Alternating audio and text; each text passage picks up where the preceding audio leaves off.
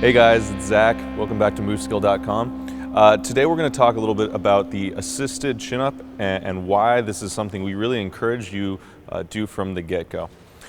Really quickly, when we're talking about chin-ups and pull-ups, we mean chest to bar every single time. We want to start every movement from a passive hang, set the shoulders, and pull until your chest, your collarbone, or maybe even just your throat touch the bar.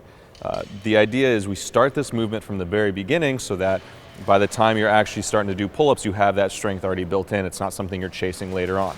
So even if you can do chin-ups and pull-ups, I'd recommend kind of watching what we're doing today and start to incorporate this into some of your work. First thing I'm going to do is hop up on this box. And I've set this up so that I can stand on my tiptoes and get my chest to the bar. And the idea is that I'm getting a little bit of assistance the entire time I'm doing this. So I'm going to squat down and hang passively. And the first thing I want to do, just like any chin-up or pull-up, is set my shoulders and then pull. And I'm giving myself a little bit of help through the toes and pulling until my chest touches that bar. Now understand what we're doing when we're pulling chest to bar. This is pretty much end range of motion for my arms. It's that retraction of the shoulder blades driving the chest forward. That's what's getting that last inch. This is one of the reasons that we push those really nice deep ring rows early on in your programming. I can set something up similar with a pair of rings. Making sure my arms are straight at the bottom and pulling at the top. And you'll be surprised, this can actually be pretty difficult as long as I'm not helping myself out too much through my feet. The third option for setting something up like this is using a squat rack and a bar. The Smith rack that you find at a lot of the kind of bigger gyms work really well for this. Hang from the bottom, set my shoulders, a little bit of help through the toes.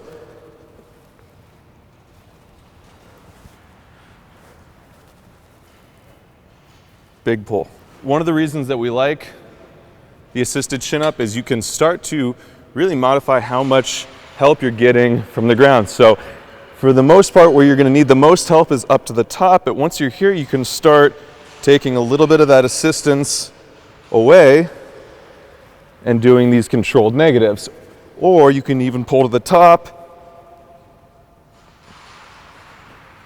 pick your feet up and go all the way to the bottom. Now notice how when I lifted my feet, I did not drop away. So if you get to the top, you pick up your feet and this happens, that's because you're still missing that piece right here. So take your time.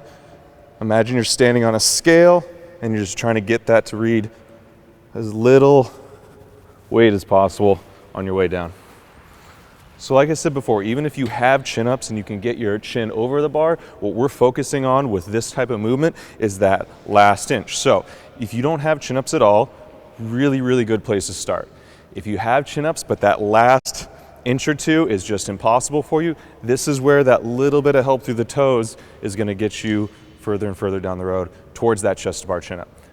I would recommend trying one of these three modifications in your workout this week and the next few weeks.